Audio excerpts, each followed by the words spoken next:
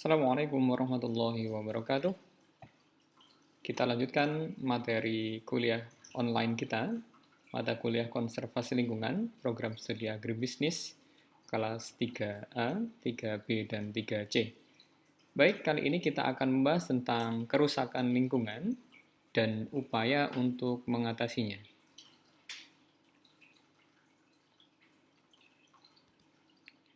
Yang pertama kita jelaskan terlebih dahulu tentang perubahan lingkungan, di mana perubahan lingkungan itu disebabkan oleh interaksi antara manusia dan lingkungan yang menyebabkan ketidakseimbangan ekologi seperti kerusakan tanah, kemudian pencemaran lingkungan, dan bahkan hilangnya sebuah populasi.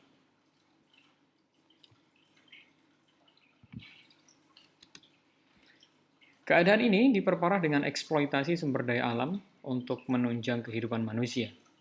Jadi, perubahan lingkungan itu terjadi memang karena aktivitas manusia untuk mencukupi kebutuhan dasar hidupnya, sehingga terjadi perubahan lingkungan tersebut.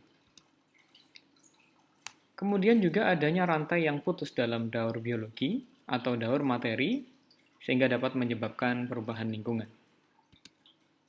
Nah, faktor penyebab kerusakan lingkungan, yang pertama ada faktor alam, kemudian faktor alam contohnya adalah gunung meletus, ya, gempa bumi, angin topan, kemarau yang panjang, dan juga kebakaran hutan.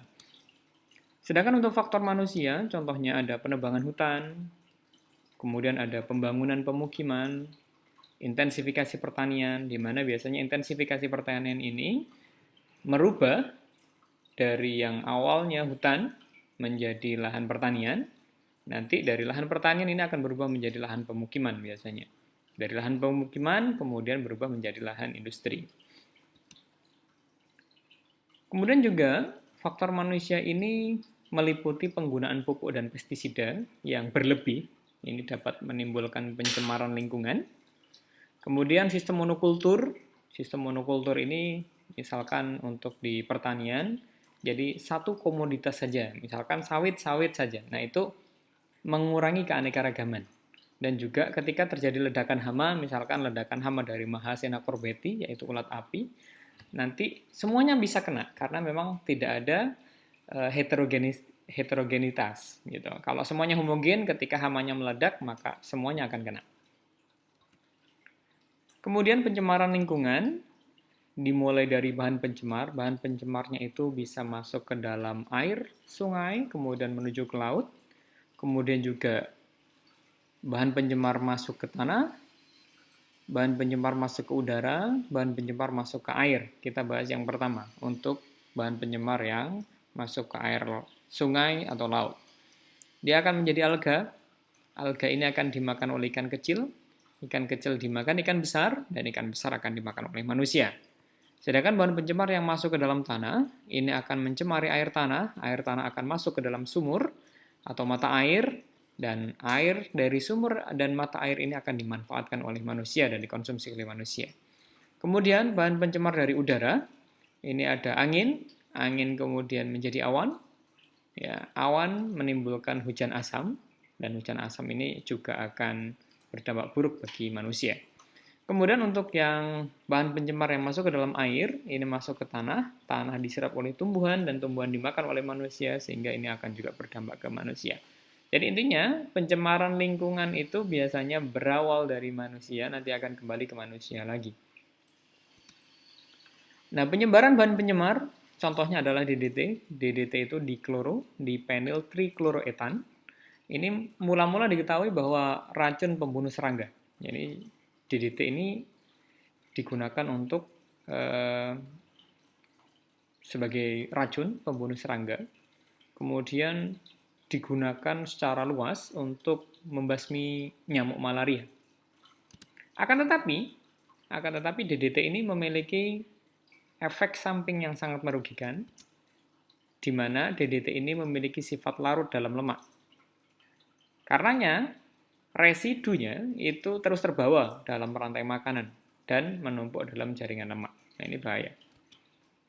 Sisa DDT ini mengalir melalui air susu ibu kepada anaknya, baik pada manusia maupun binatang. Nah, ini ya. Kemudian binatang pemangsa ini dapat mendapatkan timbunan dari sisa DDT dari binatang yang sudah dimakannya. Kemudian rantainya ini seolah tidak bisa diputus karena memang ketika dimakan nanti DDT-nya itu akan masuk ke dalam tubuh yang memakan dan seterusnya. Nah, ini contoh dari DDT, diklorodipenyl trikloretan. Kemudian jenis pencemaran lingkungan, yang pertama kita bahas tentang pencemaran udara. Ini pencemar udara ini dapat berupa gas dan partikel, contohnya sebagai berikut. Ada gas H2S. Gas ini bersifat racun, terdapat di kawasan gunung berapi, bisa juga dihasilkan dari pembakaran minyak bumi dan batu bara. Nah, ini berkaitan dengan sulfur, ini bisa mematikan. Kemudian gas CO, karbon monoksida, dan gas karbon dioksida. Ini biasanya berasal dari gas buang dari kendaraan. Karbon monoksida itu tidak berwarna dan tidak berbau, bersifat racun. Ini merupakan hasil pembakaran yang tidak sempurna dari bahan buangan mobil dan mesin letup, artinya internal combustion engine.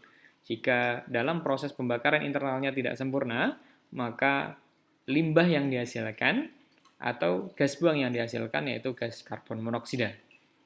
Selain karbon monoksida juga dihasilkan gas karbon dioksida.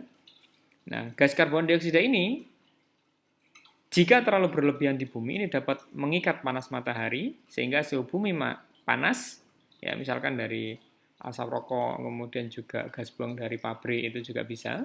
Kemudian yang lebih banyak menyumbangnya memang dari asap kendaraan bermotor. Selanjutnya ada partikel SO2 dan NO2. Nah, kedua partikel ini bersama dengan partikel cair itu membentuk embun, kemudian membentuk awan. Jika ini terhirup, nah ini akan menyebabkan gangguan pernapasan. Kemudian jika dia partikel padat, misalnya pada bakteri, jamur, virus, bulu, dan tepung sari juga dapat mengganggu kesehatan jika partikel SO2 dan NO2 ini berikatan dengan partikel padat.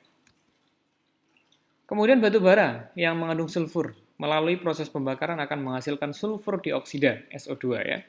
Sulfur dioksida ini bersama dengan udara serta oksigen dan sinar matahari dapat menghasilkan asam sulfur. Ya. Asam ini membentuk kabut dan suatu saat akan jatuh sebagai hujan yang disebut dengan hujan asam. Hujan asam ini dapat menyebabkan gangguan pada manusia, hewan, dan tumbuhan. Misalnya gangguan pernapasan, juga perubahan morfologi pada daun, batang, dan benih. Jadi hujan asam ini sangat berbahaya karena menyebabkan kerusakan. Kerusakan paling utama itu ada pada tanaman, terlihat gersang ya, nantinya. Kayak misalkan seperti habis disemprot oleh racun, misalkan seperti kena gramokson ataupun dengan kena Roundup ya. Intinya seperti kena semacam herbisida seperti itu. Nah, jadi hujan asam ini sangat berbahaya dan cakupannya hujan itu biasanya cukup luas sehingga akan memusnahkan beberapa tanaman apabila masuk ke dalam areal pertanaman atau areal persawahan. Kemudian sumber polusi udara lain ini dapat berasal dari radiasi bahan radioaktif, misalnya nuklir. Nah, kemudian setelah peledakan nuklir, materi radioaktif masuk ke dalam atmosfer dan jatuh ke bumi. Ya, mungkin makanya nuklir sangat-sangat dilarang ya. Untuk ini untuk yang proses pemboman misalkan. Tetapi kalau nuklir yang digunakan untuk aktivitas misalkan pembangkit listrik itu nggak jadi masalah. Nah, materi radioaktif dari nuklir itu akan terakumulasi di tanah, air, hewan, tumbuhan, dan juga manusia. Efek pencemaran nuklir terhadap makhluk hidup dalam taraf tertentu ini dapat menyebabkan mutasi dan juga berbagai macam penyakit, terutama kelainan gen. CFC. CFC ini adalah klorofluorokarbon ini ya. Nah, ini CFC itu gas yang menjadi penyumbang utama dari greenhouse effect atau pemanasan global. Untuk pencemaran udara, biasanya ini satuannya adalah ppm, parts per million. Jadi itu satuan yang digunakan untuk bahan pencemar ini ya. Selanjutnya kita masuk ke pencemaran air. Polusi air ini dapat disebabkan oleh beberapa jenis pencemar sebagai berikut. Yang paling dominan biasanya pembuangan limbah industri, ini jelas. Sisa insektisida, kemudian juga pembuangan sampah domestik. Misalnya sisa deterjen, ya. Kemudian sisa industri yang lebih banyak itu biasanya kandungannya PB, yaitu timbal, Hg, air raksa, Zn, seng, dan karbon monoksida. Dapat terakumulasi dan bersifat racun. Sampah organik yang dibusukkan oleh bakteri ini menyebabkan oksigen yang ada di dalam air, dissolve oksigennya itu berkurang, ya, sehingga mengganggu aktivitas kehidupan organisme air. Nah, ini contohnya. Ini contoh dari pencemaran air. Fosfat hasil pembusukan bersama HO3 dan pupuk pertanian ini terakumulasi dan menyebabkan eutrofikasi. Eutrofikasi itu ledakan algaid, ya. Dan contoh yang sebelah sini itu adalah eutrofikasi.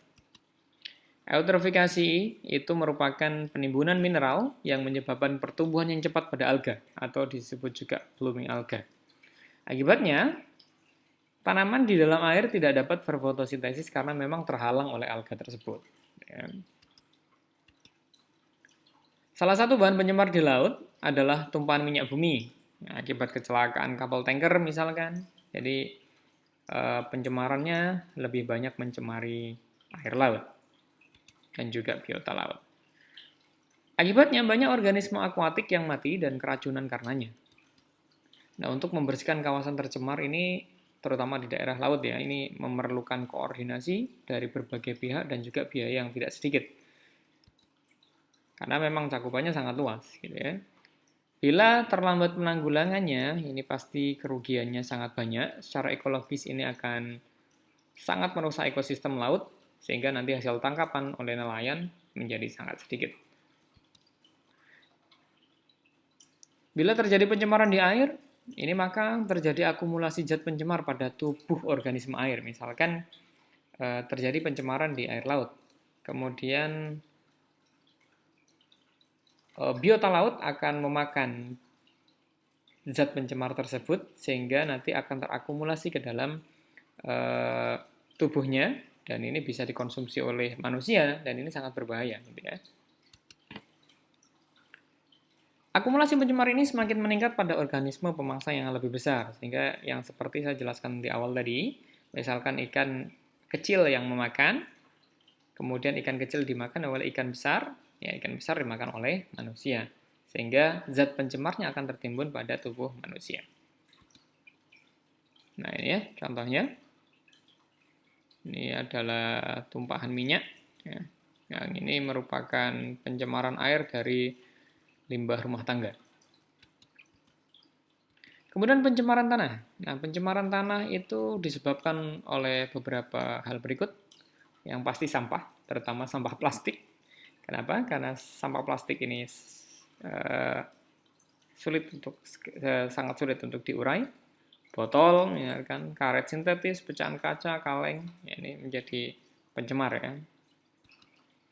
Deterjen yang bersifat non-biodegradable, ini secara alami sulit diuraikan. Zat kimia dari buangan pertanian, misalkan contoh insektisida, ya. Ini sebagai pencemar tanah.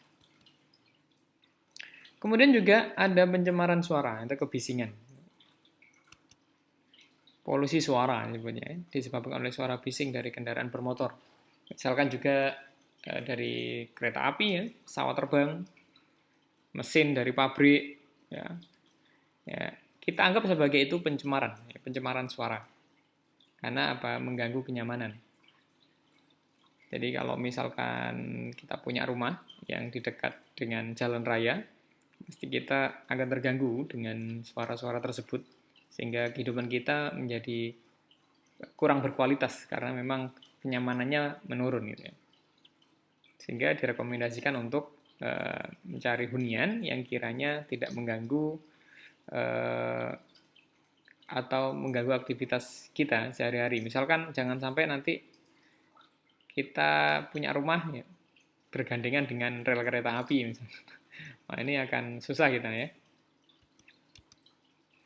Kemudian parameter pencemarannya, parameter yang merupakan indikator terjadinya pencemaran adalah sebagai berikut. Yang pertama adalah parameter kimia, itu parameternya meliputi CO2, kemudian juga pH, lokalinitas, ya, kadar garam, fosfor, dan logam-logam berat. Ini semuanya nanti ada tools dan ada alatnya secara kimia untuk kita ukur. Kemudian parameter biokimia. Ini ada parameter kimia dan ada parameter biokimia. Parameter biokimia meliputi BOD, ya. BOD, Biochemical Oxygen Demand. Ya, kalau misalkan ada yang mengikuti kuliah saya di limbah, kita sudah bahas BOD ini secara detail dan juga COD, ya. Ada biasanya kalau parameter biokimia ada BOD, COD, TSS, DO, ya itu ya. Itu kita untuk mengukur kondisi limbah ya, limbah cair terutama. Kemudian ada parameter fisik. Parameter fisik itu meliputi temperatur, warna, rasa, bau, kemudian kekeruhan dan radioaktivitas. Oke. Dan parameter biologi itu meliputi ada atau tidaknya mikroorganisme, misalnya contohnya bakteri Entomobacoli, ya, ini penyebab diare, misalkan ada virus, bentos, dan plankton. Dampak pencemaran lingkungan, yang pertama itu punahnya spesies, ya, ini sangat berbahaya. Kemudian adanya ledakan hama, gangguan keseimbangan lingkungan, kesuburan tanah berkurang, keracunan dan penyakit, pemekatan hayati. Jadi pemekatan hayati itu mendominasi nantinya. Misalkan ada habitat hewan apa, gitu, misalkan ya. Jadi mendominasi nantinya, sehingga hewan-hewan yang lain tidak bisa untuk survive. Kemudian terbentuknya lubang ozon, ini sangat berbahaya karena nanti sinar UV dari matahari secara tidak langsung akan mengenai kulit manusia dan ini akan menyebabkan kanker ya. Kemudian terjadinya efek rumah kaca. Nah, ini contoh untuk efek rumah kaca. Jadi efek rumah kaca itu diawali dari radiasi matahari, itu diserap sebesar 168 watt per meter persegi, jadi panas matahari sebagian diserap oleh bumi. Kemudian setelah diserap, sebagian lagi itu dipantulkan, ya, dipantulkan. Jadi setelah dipantulkan karena adanya efek rumah kaca, maka akan dipantulkan kembali ke bumi. Yang harusnya ini bisa dikembalikan lagi ke atmosfer, karena adanya efek rumah kaca, maka akan dikembalikan lagi. Sehingga suhu permukaan bumi dan troposfer itu akan meningkat. Ini disebut dengan greenhouse effect. Ya, kalau ingin mencoba, silakan datang ke greenhouse yang ada di belakang kampus kita. Silakan rasakan sensasinya ketika siang hari. Itu sangat-sangat panas sekali karena memang udara panas itu tertrap ya, terperangkap di situ sehingga tidak bisa keluar gitu ya. Nah, itu. Efek rumah kaca disebut juga dengan greenhouse effect, itu merupakan fenomena peningkatan pada sejarah temperatur bumi disebabkan oleh gas-gas tertentu dalam atmosfer, misalkan contoh uap air, karbon dioksida, kemudian juga nitrogen oksida, dan metan, CH4, yang menjebak dan mengikat energi dari matahari. Nah, efeknya seperti yang tadi ya, gambar yang tadi. Radiasi yang disimpan oleh gas-gas tersebut itu akan menghangatkan bumi, sehingga nanti apa? Akan ada melting ice, akan ada proses cairnya es di kutub ya. Sehingga water level, jadi level air permukaan dari laut itu akan naik sehingga akan menenggelamkan pulau-pulau yang ada di daratan. Efek rumah kaca ini disebabkan karena naiknya konsentrasi gas karbon dioksida dan gas-gas lainnya di atmosfer. Dan kenaikan konsentrasi gas CO2 ini disebabkan oleh kenaikan pembakaran bahan bakar minyak, terutama BBM ya, batu bara, kemudian bahan bakar organik lainnya yang melampaui kemampuan tumbuh-tumbuhan dan laut untuk mengabsorpsinya. Karena memang sekarang itu pembakarannya meningkat, tetapi juga tumbuhan atau pohon-pohon yang seharusnya itu bisa menyerap justru dihilangkan. Nah, ini bahaya. Harusnya kalau misalkan naik konsentrasi dari gasnya, otomatis yang menyerap harus dinaikkan juga. Nah, ini kan terbalik. Ini naik untuk yang gasnya, tetapi yang menyerap justru dihilangkan. Nah, ini otomatis akan naik terus. Gitu ya. Nah, bumi secara konstan ini menerima energi. Kebanyakan dari sinar matahari, tetapi sebagian juga diperoleh dari bumi itu sendiri. Misalkan melalui energi yang dibebaskan dari proses radioaktif. Gitu ya. Nah, sinar tampak dan sinar UV atau ultraviolet yang dipancarkan dari matahari. Kemudian radiasi sinar tersebut sebagian dipantulkan ke atmosfer dan sebagian sampai di permukaan bumi. Ini proses greenhouse effect tadi itu ya, kita jelaskan ulang. Nah, di permukaan bumi sebagian radiasi tersebut ada yang dipantulkan dan ada yang diserap lagi. Namun, ya, ini menurut Petrucci dan Hartwood tahun 1907 di halaman 260 di tulisannya ini dinyatakan bahwa sebagian energi yang diserap diradiasikan kembali dalam bentuk radiasi infrared. Nah, ini yang menjadi pemicu panasnya bumi. Ya. Dan terbebaskan ke ruang angkasa ya, radiasi infrarednya ini. Radiasi infrared tersebut itu diserap oleh gas-gas dalam atmosfer. Gas-gas tersebut lazim disebut dengan gas rumah kaca atau greenhouse effect ya. Nah, ini prosesnya. Tadi dari matahari merambat melalui atmosfer, kemudian sebagian panas matahari diserap oleh bumi dan memanasnya dan seterusnya. Ini gampang sekali prosesnya. Tetapi untuk menanggulanginya ini harus sinergi seluruh dunia ini ya. Oke, yang ini penjelasan dari greenhouse effect tadi ya. Ini dipantulkan lagi, intinya hampir sama dengan yang digambar. Ini hanya penjelasannya saja.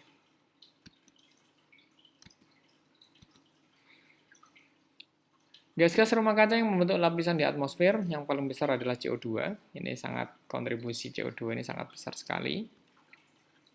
Kemudian ada CO2, selain CO2 ada NO, ada metan, ada CFC, klorofluorokarbon, dan juga nitrogen dioksida.